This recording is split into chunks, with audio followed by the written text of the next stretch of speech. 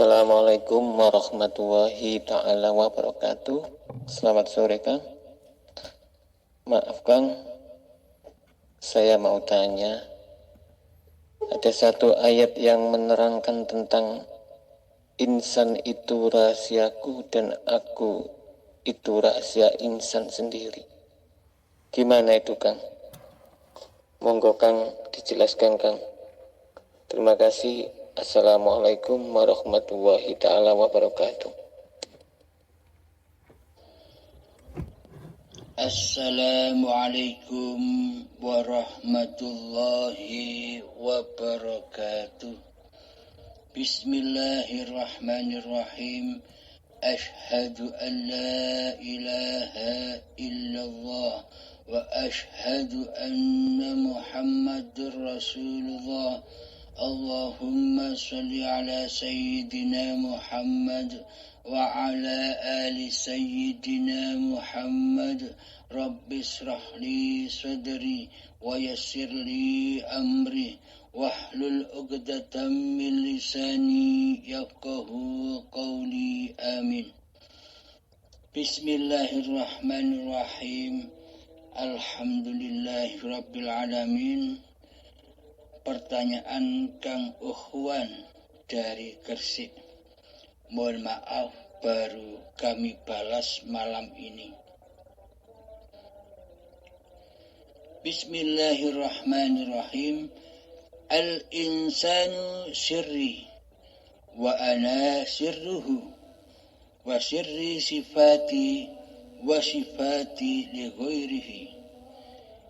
Artinya, insan itu rahasiaku dan aku rahasia insan. Rahasia itu sifatku. Sifatku tiada lain adalah aku. Bismillahirrahmanirrahim. Ada ayat lagi. Muhammad, jangan kamu membahas tentang roh. Karena roh itu adalah rahasiaku. Selagi manusia masih erat kewujudan diri manusianya, selagi manusia masih wujud diri Muhammadnya, yakni kemanusiaannya, maka ia tidak akan pernah tahu siapa yang menghidupi dirinya. Maksudnya, mereka tahu, manusia sama-sama pada tahu bahwa aku ini hidup karena dihidupi Allah. Akan tetapi, kenyataannya di dalam hati kita selama ini tidak demikian. Karena yang merasa wujud dan yang merasa hidup selama ini adalah diri manusianya. Bagaimana mungkin hidup ini Allah? Bagaimana mungkin manusia beriman bahwa hidup ini Allah? Sementara Allah ditiadakan. Sementara Allah digaibkan di hati kita. Berarti yang wujud dan yang hidup di dalam hati kita kan diri manusianya, bukan Allah selama ini. Nah, itu yang dimaksud al-insanu sirri. Manusia itu adalah rahasiaku dan aku rahasia insan. Jadi manusia bila belum mengenal siapa hakikat diri sejati manusianya yang tak ada, yang tak hidup, yang tak kuasa, yang buta, yang tuli, yang bodoh, dan yang bisu, maka selamanya manusia akan tetap menjadi Tuhan. Akan tetap menjadi Allah. Tapi anehnya manusia tidak merasa, tidak sadar bahwa dirinya selama ini berkedudukan sebagai Allah. Padahal semua sifat-sifat itu kan sifatnya Allah.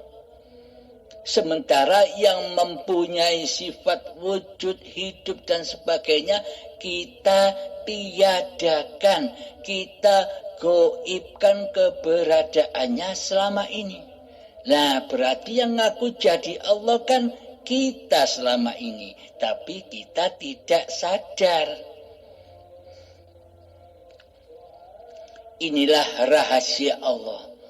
Maka kata Allah, ada sebagian manusia yang ditunjuki oleh Allah kepada jalan yang benar, dan ada pula manusia yang disesatkan oleh Allah.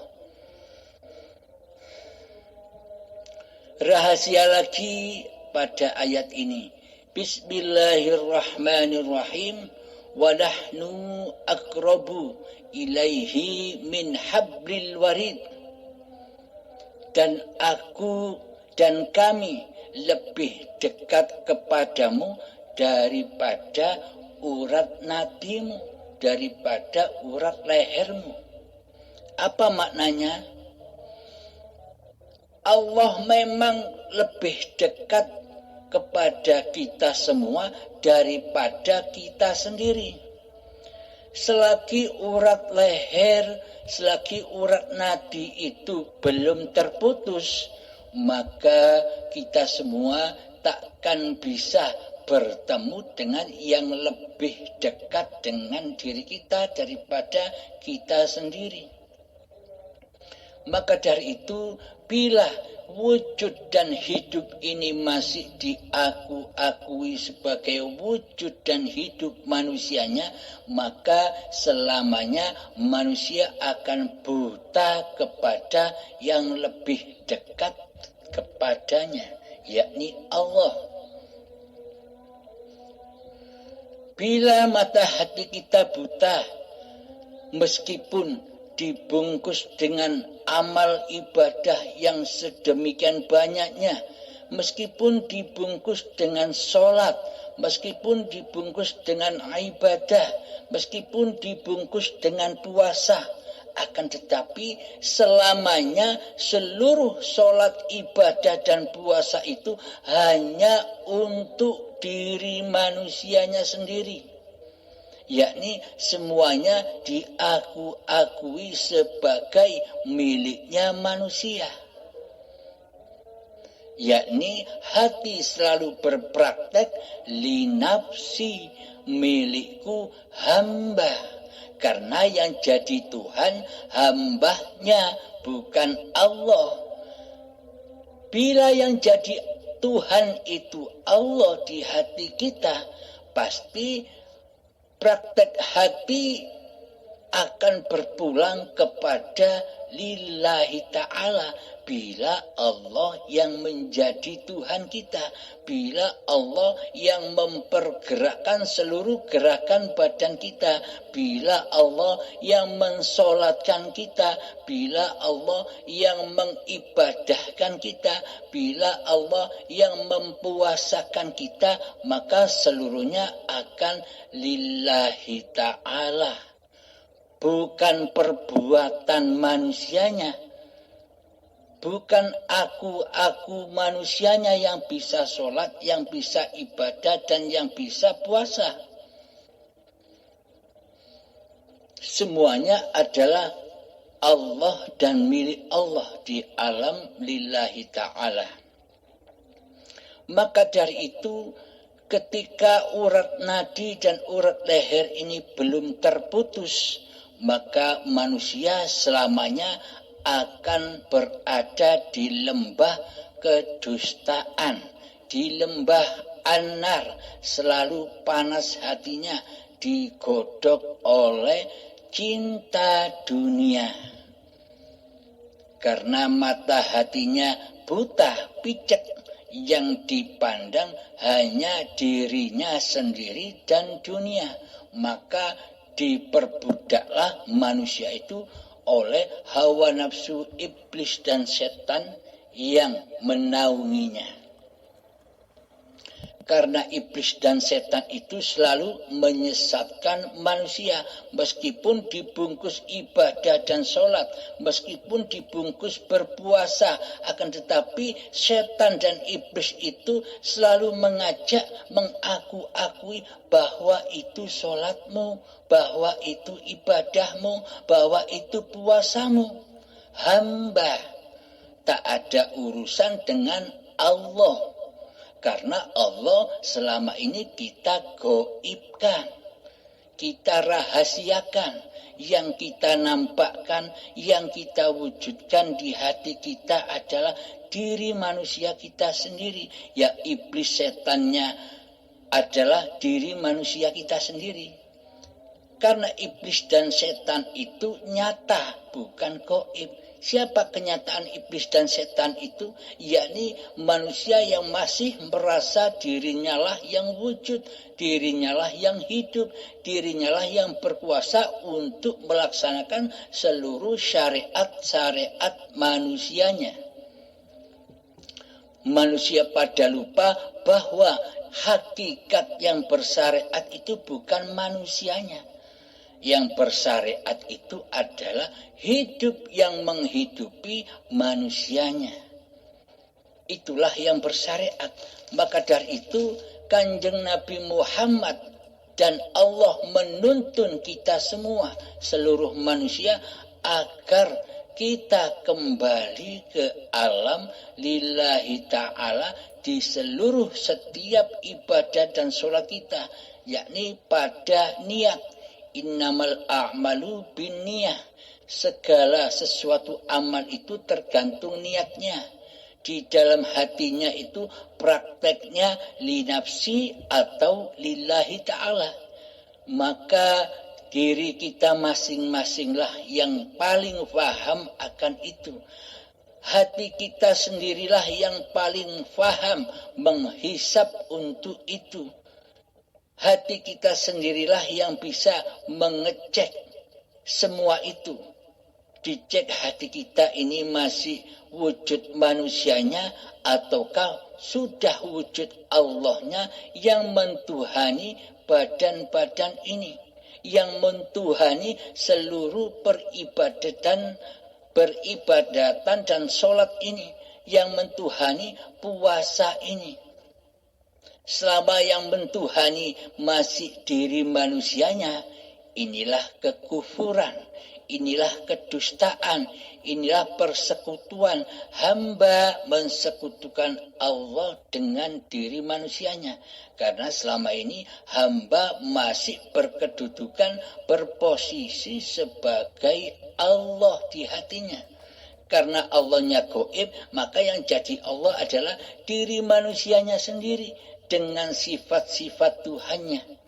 Inilah manusia-manusia yang tidak tahu diri. Kepada diri manusianya saja tidak mengenal, tidak makrifat, apalagi kepada diri Tuhannya, apalagi bermakrifat kepada Tuhannya. Kepada diri manusianya sendiri saja tidak bermakrifat, apalagi bermakrifat kepada Allah. Jalan untuk bermakrifat, jalan untuk mengenal Allah itu adalah mengenal makrifat kepada diri manusianya. Maka dari itu, putuslah urat nadi dan urat leher itu. Maksudnya, putuskanlah, persembahkan kembali, abdikan kembali bahwa wujud dan hidup ini adalah Allah. Dohir batinnya Allah. Ketika urat nadi dan urat leher sudah terputus, ketika manusia sudah makrifat kepada diri kemanusiaannya, bahwa diri manusianya itu adalah bersifat di dalam sifat muhalnya Allah. Adam, manusia tidak ada. Al-maut, manusia itu mati. Itulah sifat sejati diri manusianya. Bila manusia sudah menyadari, bila manusianya sudah memakrifati hakikat diri manusianya, maka kenalah manusia dengan Tuhannya. Oh, berarti selama ini yang wujud hanya Allah. Oh, berarti selama ini yang hidup hanya Allah. Inilah manusia yang sudah makrifat kepada diri dan Tuhannya.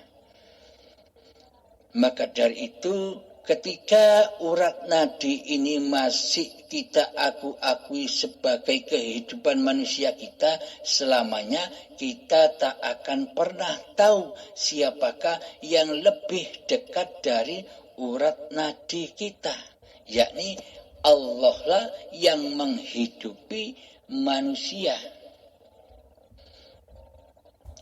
Contoh lagi, wallahu khalaqakum wa ma ta'malun. Allah lah pencipta diri manusiamu dan Allah lah pencipta apa-apa yang kamu perbuat. Selama ini manusia merasa dirinya yang berkuasa atas seluruh perbuatan-perbuatan badaniahnya. Inilah syariatun nas. Ketika manusia merasa bisa beribadah, inilah syariatun nas. Ketika manusia merasa bisa sholat, inilah syariatun nas.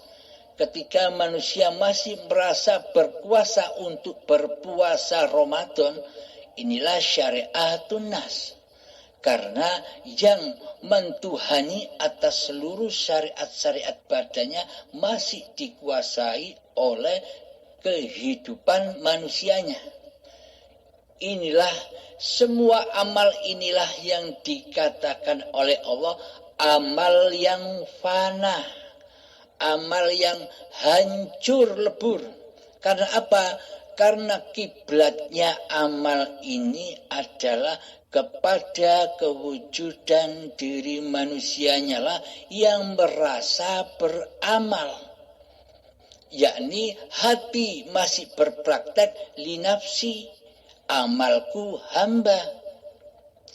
Padahal di dalam sholat 5 waktu kita sering diingatkan oleh Allah. Selain dari niatan ibadah, yakni lillahi ta'ala, di sholat 5 waktu kita sering diingatkan, inna sholati wa nusuki wa mahyaya wa mamati lillahi rabbil alamin. Sesungguhnya sholatku, sesungguhnya ibadah-ibadahku, dan sesungguhnya hidup dan matiku adalah milik Allah, bukan milik manusianya. Bila kita masih merasa memiliki kehidupan ini, bila kita masih merasa menguasai, memiliki sholat-sholat yang kita kerjakan, bila kita merasa sebagai pemilik ibadah dan puasa yang kita kerjakan, inilah yang dimaksud amal yang fana. Amal yang hancur terbakar di dalam hawa nafsu manusia itu sendiri, yakni terakui oleh hambanya yang bisa mengerjakan semua itu. Karena selama ini manusia mensekutukan Allah dengan dirinya di hatinya. Dikira yang hidup itu manusianya, Allah itu mati. Dikira yang wujud itu manusianya, Allah gaib.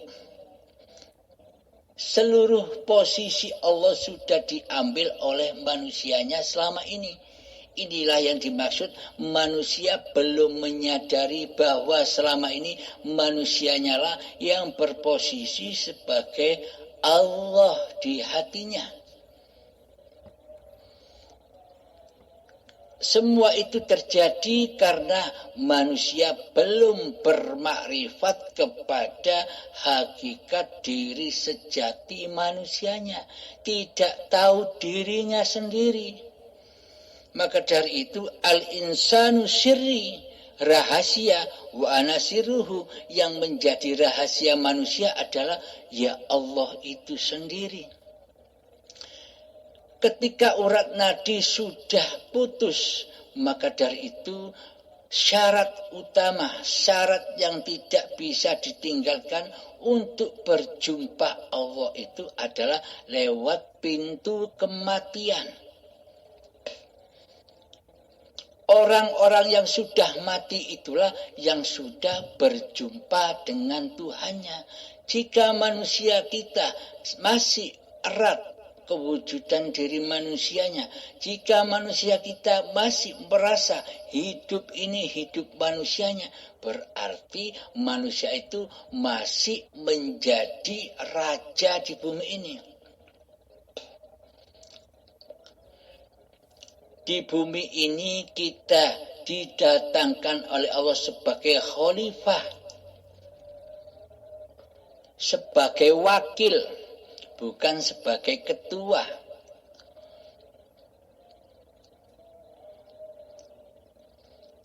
Hanya sebagai wakilullah, jangan menjadi Allah. Akan tetapi selama ini praktek hati kita bagaimana? Kita diwakili oleh Allah, apa kita yang mentuhani Allah? Coba kita hayati, coba kita tafakuri. Manusia itu diperintah hanya sebagai wakil, yang mana wakil itu tunduk patuh kepada perintah ketuanya.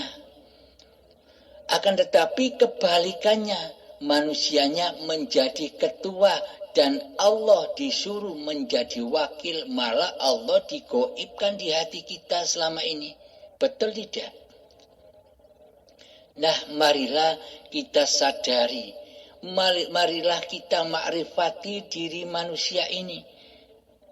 Yang sejatinya diri manusia ini hakikatnya tiada, hakikatnya goib. Yang wujud dan yang nyata itu, yang hidup itu ya Allah sendiri dengan sifat-sifatnya. Al-insanu sirri wa ana sirruhu wa sirri sifati wa sifati li ghairi. Insan itu rahasiaku dan aku rahasia insan. Rahasia itu sifatku, sifatku tiada lain adalah aku. Ketika di dalam hati kita yang muncul, yang wujud, yang hidup masih aku hambanya, aku manusianya, inilah aku yang fana, aku yang hancur, aku yang dusta. Karena tanpa Allah, karena tanpa hidup, apakah ada aku? Adanya kata aku itu kan karena adanya hidup yang menghidupi badan ini. Selama ini kita buta akan akunya Allah.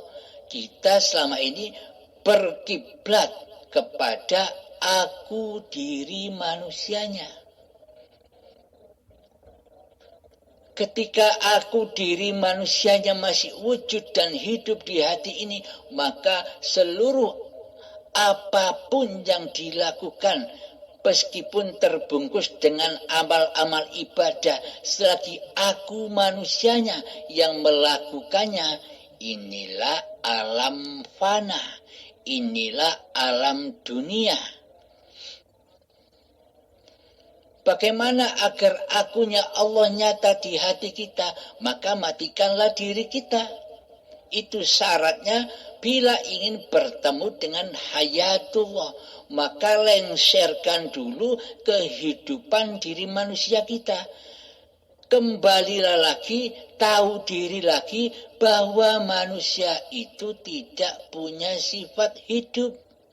Yang punya sifat hidup adalah hidup yang menghidupi manusia. Bila manusia punya sifat hidup, maka manusia tak akan pernah mati. Bagaimana mungkin bila manusia punya hidup itu harus mati? Karena hidup itu tak akan pernah mati.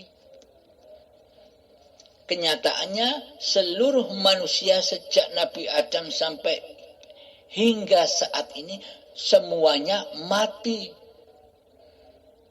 Karena apa? Memang hakikatnya mati. Dari yang mati kembali mati. Jika Allah dari hayatullah kembali hayat. Hidup tetaplah hidup. Wal awalu wal akhir. Allah lah yang wujud yang awal dan yang akhir. Hambanya lah yang goib, yang awal goib, akhir pun juga goib. Saat inilah kayak-kayaknya seolah-olah manusia ini ada. Seolah-olah saja. Bagi manusia yang belum tahu dirinya, ya dikira manusianya lah yang wujud, manusianya lah yang hidup. Sedang Allah goib, Allah mati di hatinya. Seolah-olah demikian. Memang benarlah Allah lah penguasa panggung sandiwara dunia ini. Bila kita menyadari bahwa yang ada di alam semesta ini hanya Allah, maka kita akan tahu filmnya kehidupan ini. Bahwa yang mengadakan pagelaran di dalam kehidupan kita ini hanyalah Allah. Bila kita sudah beriman kepada Allah bahwa seluruh keadaan apapun tidak akan terjadi kecuali dengan izin Allah.